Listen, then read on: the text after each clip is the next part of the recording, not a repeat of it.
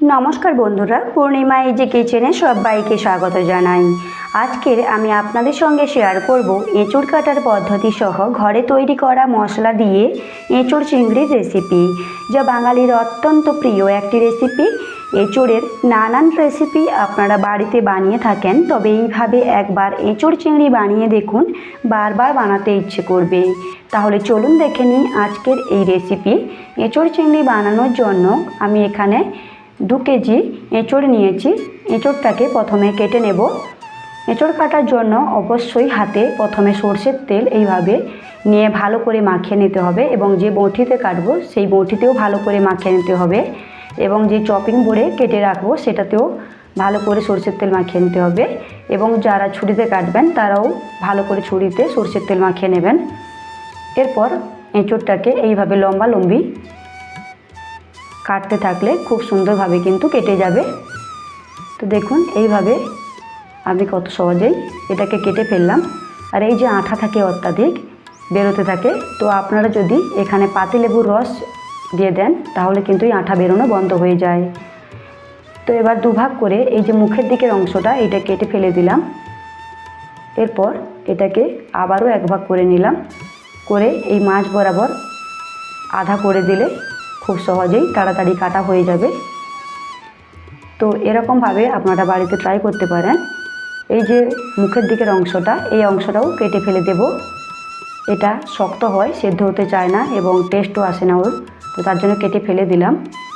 আর দেখুন সরষের তেল লাগার কারণে আমার হাতে কিন্তু একটু আঠা লেগে থাকেনি। তারপর আমি এইভাবে ছোট ছোট পিস করে কেটে নিচ্ছি। এভাবে ছোট ছোট পিস করে কেটে নিলে খুব তাড়াতাড়ি কাটা হয়ে যায়।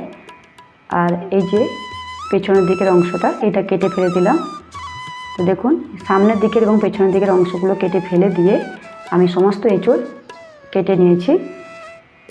আর যারা ছুরিতে কাটবেন তারা চাইলে এইভাবে কেটে নিতে পারেন, খুব সহজেই কিন্তু কেটে যাবে। তবে কাটার সময় অবশ্যই একটু সাবধানে করবেন, কেননা আঠায় একটু আঠা আছে এবং হাতে তেল লাগানো থাকে, তার জন্য স্লিপ করতে পারে। তো একটু ধ্যান দিয়ে কাটার সময় একটু কাটবেন। দেখুন এইভাবে সামনের দিক এবং পেছনের দিক সেমভাবে আমি কেটে ফেলে দিলাম। এইভাবে কিন্তু ছুরি দিয়েও অনায়াসে আপনারা বাড়িতে কেটে ফেলতে পারেন এই এঁচোড়। যদি আপনাদের খুবই অসুবিধে মনে হয় এটা দেখার পরেও, তাহলে আপনারা দোকানে কেটে নিয়ে আসতে পারেন। তো দেখুন এরকম সাইজ করে আমি সমস্ত এঁচোড় কেটে হলুদ জলে ডুবিয়ে রেখেছি। এভাবে হলুদ জলে ডুবিয়ে রাখলে এঁচোড়টা কালো হবে না। এবং 2টো মিডিয়াম সাইজের আলু কেটেও জলে ডুবিয়ে রেখেছি।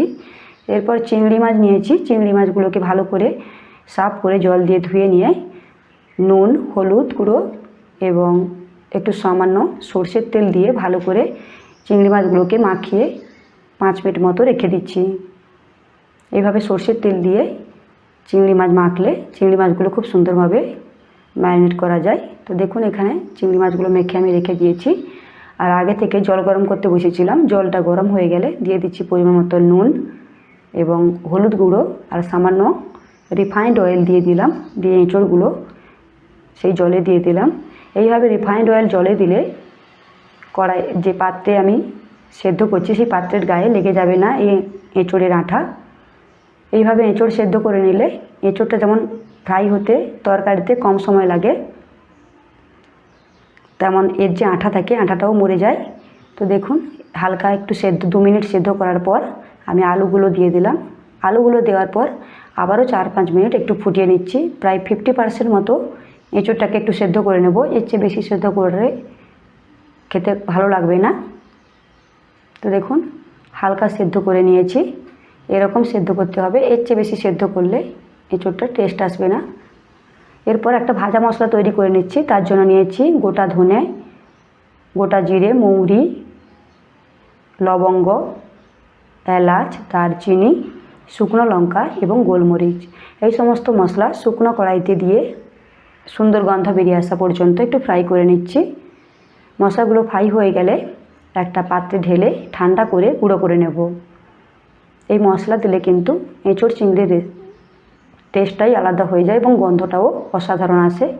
এরপর কড়াইতে আমি সামান্য তেল দিয়েছিলাম। তেলটা গরম হয়ে গেলে আলুগুলোকে ফ্রাই করে নিচ্ছি।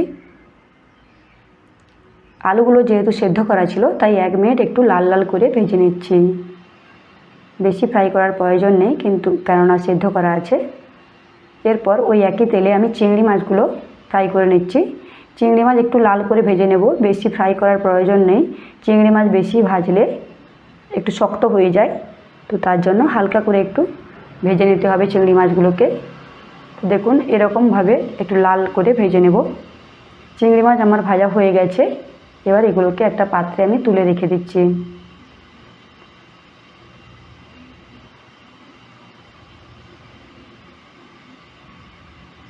এরপর চিংড়ি মাছ ভাজার পর ওই একই তেলে আমি দিয়ে দিচ্ছি যে এঁচোড় আগে থেকে সেদ্ধ করে রেখেছিলাম সেই এঁচোড়গুলো। দেখুন আমার এঁচোড়গুলো কিন্তু খুব ভালো করেই সেদ্ধ করা ছিল, এর চেয়ে বেশি সেদ্ধ হয়ে গেলে কিন্তু ঘেঁটে যেত। এবার এই এঁচোড়গুলোকে লাল লাল করে আমি ভেজে নিয়েছি 2 মিনিট ধরে। এঁচোড়টা ভেজে নিয়ে এরপর কড়াইতে দিয়ে দিলাম প্রায় 4 টেবিল চামচ পরিমাণ তেল। দিয়ে দিচ্ছি গোটা গরম মশলা, শুকনো লঙ্কা, দারচিনির টুকরো, লবঙ্গ, এলাচ আর গোলমরিচ, তেজপাতা 2টো আর সামান্য 1 চিমটে চিনি দিলাম একটা সুন্দর কালার আসার জন্য। এখানে কোনো মিষ্টি স্বাদ হবে না এটাই, তো আপনারা অ্যাভয়েড করতে পারেন। আর দিয়ে দিয়েছি গোটা জিরে। এরপর আমি কড়াইতে দিয়ে দিলাম মশলাগুলো ফ্রাই হয়ে গেলে তারপর দিয়ে দিচ্ছি 3টে মিডিয়াম সাইজের পেঁয়াজ কুচি। পেঁয়াজটাকে ভালো করে ছোট ছোট করে কুচি করে নিয়েছিলাম। পেঁয়াজটা দিয়ে 2 মিনিট একটু ঢেকে ভালো করে পেঁয়াজটাকে গলিয়ে নিচ্ছি। তো দেখুন 2 মিনিট পর পেঁয়াজটা প্রায় অনেকটাই গলে গেছে। পেঁয়াজ ভালো করে আমার রান্না হয়ে গেলে এর মধ্যে আমি দিয়ে দেব টমেটোর পেস্ট। 2টো টমেটো আমি পেস্ট করে নিয়েছি। টমেটো পেস্টটা দিয়ে ভালো করে টমেটোটাকে কষিয়ে নেব, কেননা টমেটোর মধ্যে একটা কাঁচা গন্ধ থাকে। টমেটো ভালো করে কষানো হয়ে গেলে আমি দিয়ে দিচ্ছি পরিমাণ মতো নুন। নুনটা যেহেতু এঁচোড় সেদ্ধ করার সময় দেওয়া ছিল তাই সেটা বুঝে দেবেন।